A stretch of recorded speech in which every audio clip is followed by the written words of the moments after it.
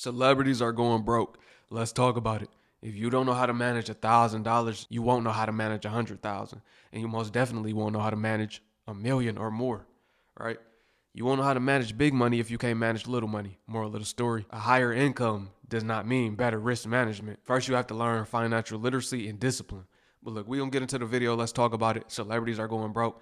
Let's talk about the rappers, athletes, actors, the whole nine. A lot of the time, they lose most of the money they make. Just as quick as they make it, they lose it. Thumbs up the video, smash subscribe to join the tribe, and ring the post notification bell as well. All right, let's get into it. Somebody said, can you send me $20? Can you send me $20 and buy my CD? I'm broke too.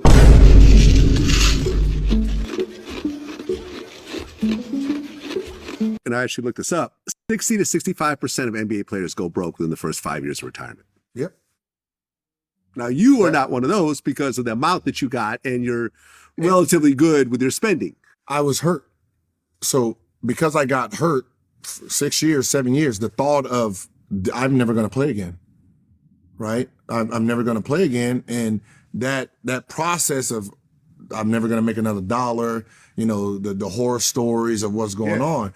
But when an NBA player retires, or just anybody who makes a lot of money, and then it stops like that. Right. You know, lawyers and stuff, they're mentally preparing for when, I might have 2 more years. NBA player, Melo didn't know when he was retiring. He just said, we don't want you no more. Right. We can't use your services. So now he has to adjust his life. Now you're talking about a guy who can walk into any mall, buy whatever the fuck he wants anytime he wants, because he makes so much money every year. It's going to take him 2 years to really understand that you can't do this anymore. No. Deep statements made by Gil. In so many words, you're only hot until you're not. That goes with athletes, musicians too. Once you fall off, they don't want you no more. Your income is cut like that. Boom, you're dropped. The label could drop you. The sports team could drop you. Coach don't want you no more. No team wants you. Matter of fact, you're a free agent. Nobody picks you up. Now you're not in the league no more. Now you're trying to go overseas. That don't work out. All of the money you made, I hope you managed it well. If not, then it's going to be a long, dark road for you. And your mind has to adjust, like he said, to the fact that low-key, I'm not the man no more, and I'm not making what I was. And I didn't learn nothing about management at all, managing of money. I didn't even learn how to manage my money. Now I got to learn how to manage what I got left. When it's coming in, people like them, they might not even check the bank account. They don't check tags. They just spending it. I know it's coming back. It's all good until it's not coming back no more. I feel so. That's 2 years of, hey, you can't do that. How many millions has he blown already? Just on hard. Many millions. Now the other 2 years, now he has to try to figure out how to cut his expenses. So you're talking about most NBA players who retired, they're hard bills, meaning bills that those are just guaranteed monthly. You're sitting at 120 average. 1,000. 120 average a month. Yeah. 300,000 normal. I couldn't imagine paying 100,000 plus per month. I don't care how much money I got. If I'm spending 100,000 per month, majority of that is on investments. I might spend 100,000 per month, but I might make back $300,000-$400,000 per month. That's how I would set my life up. Make sure my assets pay for my needs and my wants. That's what I would do. But I'm just smart. I got financial literacy. I had to learn, right? They get so much money so quickly, they don't learn. You go from broke to rich that quick. It's a different reality. A month. Well, you're saying hard bills, houses. Wait. You're saying NBA players spend $300,000 a month? No. Wait. Maybe the very top guys. Yeah. Because an average NBA player earns about $8 million a year. So, right? So ask Shaq how much he spends monthly. Shaq is an anomaly. Well, what I'm saying is, now if he didn't, I'm not talking about the superstars. What I'm saying is, if he didn't get a TNT job and he don't have those endorsements. Yeah, he could have burned through it. Yeah, I see what you're saying. Is he going to stop spending $500,000 a month? Yeah. By the time he's going to go from a Rolls Royce to a Honda, but that's what I'm saying. not. But every month he's waiting. That's $500,000 without him even spending it on the shit he's going to do for fun. It's just hard bills, houses, this house, that house, cars, mom's cars, this bill, that bill, sisters, brothers, kids, and tuition. Oh yeah. You know, you're sitting at a large number. Now you got to sit there and say, all right, hold on. Woo. I like how you broke that down. Not only do you have your bills, you got family members' bills because you own. People expect you to take care of them. So now you're taking care of 4 or 5 families, if not more than that, on top of your own family. So that's a house for each of them. cars for each of them, groceries, taking trips, living up to the name that you have. You got to network and go out with other people that got money like you, and you got to spend money just to ball with them. I can envision it for sure. I definitely can envision it. I could see how it adds up to that amount. I can. When I first moved out, it was like still booking jobs, but still dead broke. So like, yeah, you were like, oh, yo, that's what's the name from The Wire. But I'm like, yeah, but me and Sterling's applying at Jack in the Box. Right. Or like, you know what I mean? And like, no, y'all overqualified. Like it was a moment where it was like, yeah, we were going to fast food spots, trying to, apply for jobs. And it was like one of those moments sitting in the car before we went there. It was like, yo, we about to do this shit? Are we about to fucking apply for goddamn fast food right now? And these niggas gonna know who I am. So it's not like, oh, right. It's just like a random person. That's like, nah. That's the tough spot. I was willing to take the L, you know what I'm saying? And deal with you look familiar, and are you the, you know what I'm saying? Yeah. Just to kind of like. Definitely was going to get that with a number 8. What? Yeah. You know what I'm saying? He didn't even know that he could have just called me out and gave him a quarter ounce of loud. He got him back on his feet. He didn't even realize that. You know what I mean? I am from the Bay. I respect him for saying that. Most people, they're not about to do that because I'm this person. I got to live up to this image and expectations of the whole world. People thinking I got it. Meanwhile, a lot of the time they don't got it. He was willing to let go of all pride, arrogance, ego to be like, look, I need a job. I'm going to go get a job and I'm going to work no matter who I am. Most people won't be willing to do that. They'd rather go broke, or like the other guy said, they're going to get involved in some criminal activity. They might start selling packs or scamming or, doing things they shouldn't be doing just so they don't have to be seen in public working a job because they're supposed to be a celebrity. Megan Good admits many times in her career she had $0 in her bank account, yet had big movies in theaters. Imagine that. You got hit movies in the theaters, but you broke. The people going to watch the movie got more money than you. They got enough to pay for the ticket to go see you. You don't even got enough to go pay for a ticket to watch your own movie. And the royalties they receive, movie royalties, actors, the royalties, it depends on who hired them. Lots of times they get terrible deals. The Disney stars don't make nothing. They get no royalties at all. Movies on the back end, it's not as much as you would think either. That upfront money is what got to hold them over. They don't really get a back end. If so, it's not enough. Okay, so I saw this clip on Instagram about Megan Good talking about being broke many times in her life because as a child actor, she never learned how to manage her money. And that is so important. And a lot of parents of child actors do not steward their money correctly. And then a lot of times the children, they grow up and then they don't have any money. They have nothing to show for the years and years and years that they put in the work as actors. Just like with Gary Coleman, that was his same case. His parents didn't manage the money good from when he was a childhood actor, and as he got older, he was struggling. And that's really sad and, unfortunate, but it's just the reality because a lot of the money, that comes in when you're a child actor, sometimes child actors are making more money than their parents.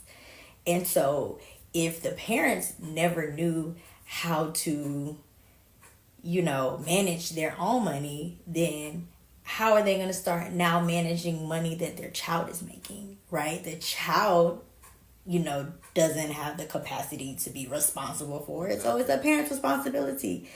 And so, one thing that I really urge my parents to do is have a plan, have a money management plan before you even, come into the industry. Because, when I say some kids are making millions of dollars, think about your Zendayas and your Kiki Palmers, people who have been doing this since they were 8 or 9 years old that were in big box office movies. Sometimes they're making millions and millions of dollars per movie. And, if you've never seen that type of money in your life, it can be overwhelming. And so you need to do things to put things in place now so that when you get to this point, this is not your child's reality. Okay? So money management is the key. And I'm actually going to do a few videos in the future about how to really help support your child actor and managing their money. So they done told y'all before these celebrities are broke, okay? So do not be surprised Sweetie is a yacht girl. Do not be surprised Ashanti is a retired yacht girl, okay? If y'all watch The Real Housewives of Atlanta, when Phaedra, Portia, and all of them was going over there to Africa, they already had put it out there. They going out there to sell cats. They going out there to keep up with the Joneses, right? You got to go out there with the scammers, right? To come back with them African-American dollars, right? But yes, a lot of these celebrities be broke. That's why they on social media like us. That's why they on YouTube. You know what I'm saying? Back then, it was just regular people doing podcasts. But shit, all the celebrities are doing podcasts. Because these networks ain't paying, right? The entertainment ain't selling how it used to. It's like new platforms out here. They don't make money from radio and TV shows like they used to do, right? So now they on platforms like us. So just look at these celebrities as 9 to 5s. They just some 9 to 5 people. You know what I'm saying? They got to get it how they can to keep up with the lifestyle they've been presenting to you since day one. They can't go live a regular lifestyle. Then y'all will really be calling them broke. So you got to do what you got to do to make money. Yeah, that's true. Everything she said true, exactly. I ain't got to expound on that. Y'all get it. And also, them doing podcasts, that's really their ticket out. When you got a record deal, when you got an acting deal, whatever it is, when you have these deals over your head, they are in control, right? So a lot of the times, the creatives, which are the celebrities, they don't get much, if anything, on the back end. Like I said before, the royalties really don't touch their pocket. Not enough to really pay for their lifestyle, no. It's pocket change, what they get. The real money is made on the back end in business, but they get paid off the front end. Then hey, that's it. You got paid out already, especially with the rappers and the musicians. You end up owing the label back for them producing your album and whatnot, putting promotion behind it. So now you have to recoup. Most of the times they don't recoup. What they got paid out through that advance was all they gonna get. Then they gotta go do shows. So doing a podcast is a way they could get monthly checks instead of quarterly. And the entertainment industry as a whole, you only as big as your last hit. And that goes for songs and movies. It gotta be a hit. And everything they put out ain't a hit. Y'all remember during COVID, everybody was trying to podcast. Many of them not doing them now. It didn't really work out, but everybody was trying it. And some people still sticking with it now. To the point the podcast space is becoming oversaturated a little bit, I'm hearing. One of the fastest ways to go broke is not learning how to say no. When you give them once, they gonna come back when they run out. You give somebody $5,000, man. Don't get me started. You give somebody $5,000, man. You making $5-6 million.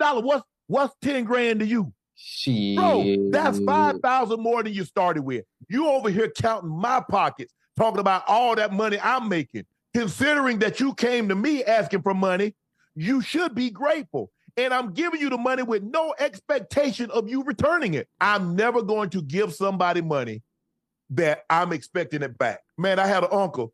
Every time my homeboys and friends come around, man, you know I used to change diapers on that boy. Ocho, man, don't laugh, Ocho. So I pulled him to the side.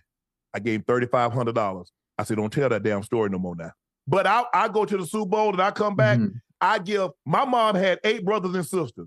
5,000 for you. Boom, boom, boom. Okay, you wasn't going to the game. Because me, when it came to the Super Bowl, the first time you see me play wasn't going to be in the Super Bowl.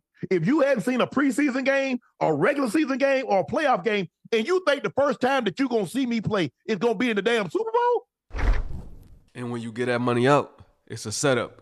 Because guess what? They're going to expect you to keep on giving. Next time you see them, you got to give them some more. Next time, you got to give them some more. Then when you tell them no, that's when it's an issue. That's when they mad at you. You ain't never did nothing for me. What? I say yes all of these times. Nah, it's never. Or it's going to be, that's it? He got all that money and all he going to give me is $5,000. Think about how many people he got to give $5,000 to. Then if you close with the family, it's bad. Because guess what? Some people got about 7 kids. Some people got 5. It adds up. That's about 100 family members you got to give $5,000 to, including friends. Let's say 100, right? That's $500,000. Well, I tell you, I'm not close with my friends and family like that. I probably only had to give it to like 20 people. That's still $100,000 you got to give out every time you come around. Charles Barkley talks 80% of professional athletes going broke. Hey, real talk, this is my cousin. I never met him, but it is down south from Alabama. I went to a funeral. It was my great grandma. I never met her before, but he had sent flowers. That's when I found out. They was like, oh yeah, that's your cousin. Even if I was to see him, I wasn't going to ask him for no money though, but let's hear him talk. I got my own opinions on him, right? Some I agree with, some I don't agree with things he do, but shout out to cuz. Let's see what he talking about. You can afford that car right now at 20. Will you be able to afford that car at 60? Yeah, that's the key. There's a 40-year gap in there. Yeah. I ain't trying to hate on no young guy. I don't want you to be on that list. What list is that? 80% of professional athletes go broke. I don't want you on that fucking list. Where are they now? Yeah, well, like, yo, this money, you're 20. When you're 55, how much money you gonna have left? That's the key. Especially living life. If you're living a lifestyle right now, don't you want to live that lifestyle for the rest of your life? I mean, I don't want to be poor. I've been poor. Hey, I know what it's like to eat raccoon, possum, sardines, Vienna sausages, pig ears, pigtails, pig feet. I don't want to eat that no more, Chuck, unless I want to. I don't want to have to eat it out of necessity. Hey, well, listen, I gotta have my pig feet. You still eat? I'm about to say my granny loved pig feet. Now listen, I don't eat pork, but they used to love that when she was alive. I knew he was gonna cut him off and be like, "Well, he from the south, so." Pig feet? I do. Oh yeah, I do. I got pig feet. I get them. I go to a great soul food place here called K&K. Okay. I get me some pig ears, not pig ears, pig feet. Yeah. I got to have my neck bones. You see, I love some neck bones. I love oxtails. Oxtails. That's their specialty. I love me some oxtails. Yeah, man. See? You got to get some yams. You got to get some collards. I mean, but when like I say, I started out and I tell them, I say, yo, man, I've been in your situation. I wasted money on cars. And then you're like, oh man, because when you waste money on cars, you're really just trying to impress other people. Correct. That's what you're doing. That's like when I used to have nice cars, they said, what kind of rims you gonna put on it? I said, what do you mean? They're like, put some rims on it. I said, so if I put rims on it, I'm really trying to impress other people because I actually can't see the rims when I'm in the car. That's what I tell him. I said, I can't see the rims when I'm in the car. Right. So that's what Doc said. He said, so you're really trying to impress other people. Right. You don't have to impress people. They already know who the hell you are. But You know what? I never thought about it like that. That's a good point. So everybody that put rim, I mean, yeah, they trying to look cool. That's why when they turn the corner, they staring you down. They want to make sure you looking. They want everybody to see them. Mugging you. What you looking at? I want you to see my rims. Check out my paint job. These guys, Shannon, when I first was an idiot, when I got my money, I had like 3 or 4 cars. And Dr. J says, how many of those cars can you drive at the same time? I said, what do you mean? He says, how many of those cars you got to drive at the same time? I says, 1. He says, well, why you got 4? He said, Chuck, this money got to last you for the rest of your life. It's about longevity. He says, this money got to last you the rest of your life. He says, son, don't waste all your money on cars. Everybody know who you are. Wow. He said, if you pull up in a Kia, they know, oh, that's Charles Barkley. If you pull up in a Mercedes-Benz or a Rolls-Royce, that's Charles Barkley. But the problem is that money, it's not the fact that you can't afford that car. Right. It's the fact that $300,000 you spent on that Bentley, if you bought a car for $70,000, $80,000, you would have had $200,000 more in the bank, and it would have been growing and growing. And in 1 year, 3 years, 5 years, 20 years, that $200,000 is going to be worth a lot more. Now that's what I'm talking about. Financial literacy. That's the real game, right? Longevity. How long can you have that money? You don't want to be balling temporarily. Like the old drug dealers in the hood. That's always their story. I remember back in, and they named the year. Back in 82, look at them now like, how you living now? What you mean? Back then, you ain't got it no more? Yeah, I was making $100,000 a day. You was making $100,000 a day, and now you don't make nothing a day? Now you poor? It don't make sense. Young black kids, and I'm talking to them, man, save your money. Yes. And another thing, you don't have to take care of all your family and friends. For some reason, black people, myself included, I used to be like, my financial people told me, why are you taking care of 7, 8 people? I'm like, well, he said, no. No, you don't have to take care of everybody. Right. Because you're going to go broke. So no, I tell these young kids, yo, man, if you want to do something nice for your mom and dad, you want to do something nice for a brother or sister, that's fine. They don't have to be on the payroll. Right. You don't you don't owe them. That was their job to take care of you. But if you want to do something nice for them, that's fine. Grant Hill, his mom. Yeah. Rest in peace. Gave me the best advice ever. I said, because we were at the Olympics actually here in Atlanta in '96. And her and Calvin had came down for a couple games. They said, Chuck, we're gonna be here a couple days and we got to get back to work. And I said, Grant just signed the first $100 million contract in NBA history. She says, sit your ass down, Charles. I said, Miss Hill. He said, Charles, I'm gonna just give you some advice. Do not start taking care of your family and friends, because number one, they never gonna stop, and it's gonna ruin all your relationships. I said, what do you mean? He says, when you start giving people money, they're never gonna ask you for money one time. Right. But she said, the second thing is, no matter what you do for them, the first time you tell them no, they hate you. And I said, what? And I had to learn. People who I have been giving money to, the first time I told them no, they like, no, we're not friends anymore. Yeah. That was a tough and painful lesson for me. Facts. That's just what I was saying. Exactly. That's some good game right there she gave him. That's something we all have to learn through experience. But if you can get somebody that can pull you to the side before you have to go through it to learn it, that's even better. He has some solid points on here. I like what he said. Everything he said was solid. I tell people all the time, I can't unsee what I see every day. I know what I know. I know too much. I know everything about finances. And if I don't know nothing else, if being a loan officer ain't taught me nothing else in the last 11 years, I know a broke motherfucker when I see one. I know a broke motherfucker. I know what it look like, walk like, talk like, act like, smell like, habits. Broke motherfucker. Exhibit A. I told y'all on February the 8th, Little Meech was living paycheck to paycheck. This video got like 800,000 views. I tell people all the time, I can't unsee what I see every day. I know what I know. I know too much. I know everything about finances. And if I don't know nothing else, if being a loan officer ain't taught me nothing else in the last 11 years, I know a broke motherfucker when I see one. I know a broke motherfucker. I know what it look like, walk like, talk like, act like, smell like, habits. Broke motherfucker. Exhibit A.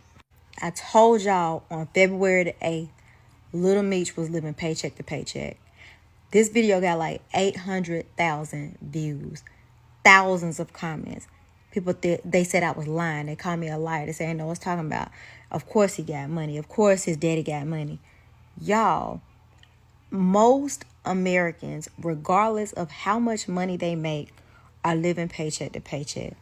And that little Selena, I don't know what the girl, I don't even think that's her name. Whatever her name is, girl, that put Meech on blast talking about Floyd Mayweather is paying for the apartment that him and his daddy live in. She ain't lying. She ain't lying. She's absolutely telling the truth. I 100 quadrillion thousand % believe it. They don't have nothing, y'all. The boy got a job, went to work, bought a bunch of stuff like how you do, paying your bills. When you ain't never got nothing, you're going to spend all of that money as soon as you get it. You're going to get everything you saw other people have, and you're going to want to go out and get it. Most of the time, they going to go out and buy everything they saw that everybody else had. Everything they always wanted. When I get some money, I'm going to get this. And blow through that money. Especially the fact he was expecting another season. That didn't happen, right? Due to the circumstances with 50 Cent Hill. Nah, these people be blowing through that money. Just like Kanye. Kanye had went broke at one point. Before he became a billionaire, he had went broke before that. They be living paycheck to paycheck. It's not about what you make, it's about how much you keep. I don't care if you make $1 million per day. If you spend more than that, you're done. Maxing out your credit, doing everything. Borrowing, owing people, working deals out. They be doing all of that. They don't be having no money. They expect it to keep on coming till it stop coming. A week, every 2 weeks, month to month. You'd be broke too if you didn't have credit cards. Little Meech and a lot of celebrities are living the same exact lifestyle that we are living, except they just have Lamborghinis to drive and $2 million houses to rent. We left in living color because Fox was syndicating the show and it was hurting Keenan's pockets. And Keenan was like, nah, you ain't going to do this to me. And my family said, fuck this money. And we all left in living color. There's an episode of Living Color where we got black shades on. It's a Christmas episode. Jamie Foxx is singing. And me and my family, we got black glasses on. And we sitting there like this as a family. Right. Because we protesting. And we going, you ain't going to fuck my brother. We a family. You touch one, you touch all. Your money, I'm sorry. They was offering us big checks, yeah. $70,000 checks to stay on that show. I'm still a brother after this. No, I'm going to support my brother. And we all left the show. And that's why season 5, it got weird. It got Bismarcky. And God bless Chris Rock. He came at the wrong time, but and as brilliant as he is, you couldn't save it because the eyes of the show is gone. You understand? Heartbeat of Yes, the eyes, the vision. You can't replicate Wayne's shit, and anytime they try, you're gonna fail. They've done other movies, you can't. People taste that shit. That ain't Wayne's. Facts. I ain't gonna lie. I used to love Marlon off of the Wayans Bros. And I used to like In Living Color, that too. That's real because most people, they say, forget my brother, forget my sister. They'll take that check, right? The loyalty be to the money. So the fact that they all stood together, it was like, nah, if one fall, we all fall. I respect that. Most people not gonna be willing to deny money right in front of their face. Like you said, 70K at that time was life-changing money, or that was a lot of money, I could say. Most people wouldn't do that to go broke over standing for themselves and what they believe in. I respect it. Can't do what we do because you ain't got my life experience. You don't have my point of view. You didn't grow up with the people I grew up with. You don't understand how life has carved me as a visionary. You can't take the flavor. You can't. I could give you all the seasoning. Right. I give you all what's in it. You don't know how much to put. You don't know what kind of flour. I'll give you the right flour. You don't know how long to cook that chicken. You don't know how much of that garlic powder you got to put in there. I'll give you the hot sauce. It's Frank's. I ain't gonna make you be able to make my chicken. And that's what comedy is. And with my brothers, when we left In Living Color, I had $700 in the bank and $900 rent. I was broke. He had $700 in the bank and $900 rent when they left In Living Color. Didn't even have enough for rent. Was short. Still walked away. That's what I'm saying. Most people, they would have sold their soul. They would have sold out. I'm sorry. Lost that brothership. They would have been beefing with their family, their brother, their friend, whoever. I don't got a problem with them. The problem is you the problem. They got the problem with you. It'd have been all of that. I got to pay my rent. You ain't going to pay my rent, you know? You ain't going to stop me from being able to pay my rent either. Despite what Marlon got going on right now, some things I don't agree with him on that he's been doing as of lately. But I respect what he's saying right here. Like I said, he was always my favorite of the Wayans. Me and my brother Sean was looking at each other like, what are we going to do now? My brother Sean was depressed. He would sit in the room with lights out, and he played Christmas music. Because whenever you get upset, because Christmas was a happy time, was it? When we get upset, they play that Christmas music. I would sit there like we did at Living Color, and he had a brand new computer, and I was sitting there working on Wayans Brothers. And then one day he came out the room in his robe, and he said, "What you doing, stupid?" I said, "I'm working on a TV show." And the first thing he read was, interior, outside. He said, "Stupid, how you have interior, you outside?" He said, "Move over." And then we sat down and we created our show, The Wayans Brothers. All right. I didn't know that. So they came up with the Wayans Bros. And like you said, Sean was saying, "What you doing, stupid?" They were saying that on the show. So it makes sense. Okay. I like that. Nobody gave us nothing. And my brothers, when we did Don't Be a Menace, Keenan made us do 26 drafts. 26 drafts. And then the director, when we finally shot the movie, me and Sean would cry. "Why are we doing another draft?" "We're gonna do it again and ain't ready yet." Then the director didn't get comedy, messed the movie up. We screened the movie, it got terrible ratings. Miramax is like, "What are we gonna do?" Keenan's like, "I can fix it. I need $1 million and I need 10 days of shooting." Bet. Keenan said, "Okay, I got the budget. I know what to do. Now you guys gotta write a movie." "What do you mean?" "I'm gonna write a whole new movie. You fucked this one up." And in 1 week, we had to write a whole damn new movie. So much so that I couldn't even think of anything. I took some hits of weed. Me and my boy got high, like me and my boy Xavier. I passed him the weed, and he took it, he coughed, and he threw up. Damn! And fell on the floor. And I looked at him, I said, "Hey, nigga, pass that shit." And we put it in Don't Be a Menace. So we wrote all these different sketches, the grandma's breakdancing, all these different sketches that getting jumped in, that became the movie of Don't Be a Menace. And hadn't we did the 26 drafts prior to that, we could have never showed up to put together that draft in 7 days and do what became the classic Don't Be a Menace. Right. You got to hear him out. So it took 27 different drafts for that one movie, and he was writing it himself. 27. Most people would have gave up off the first one. Okay, it ain't meant to be. That's a lot of different times. Thinking of a whole new script, scratching everything.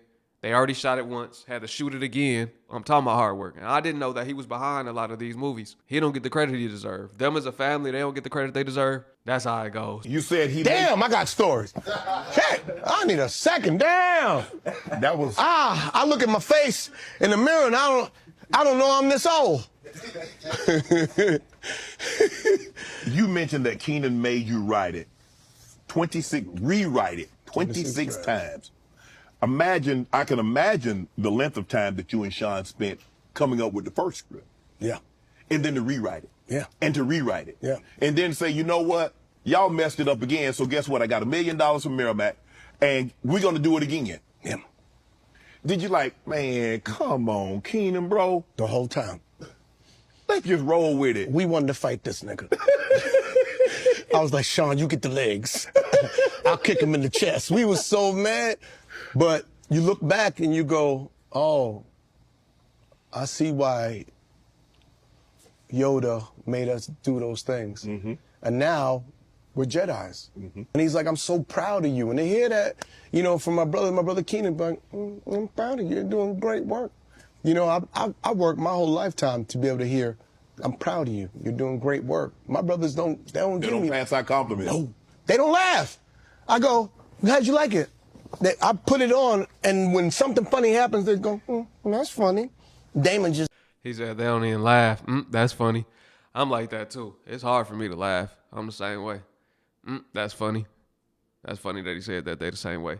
I said what I said, man. Most people would have gave up after the first time. It took 27 times rewriting the movie. They've been through a lot. Them originally, they didn't go broke for bad money management. It was more so, we gonna go broke for what we believe in. That's completely different. Look, family, I appreciate y'all for watching. Drop a comment below if you haven't commented yet. Let me know what you think about what you just saw. Celebrities are going broke. This ain't nothing new.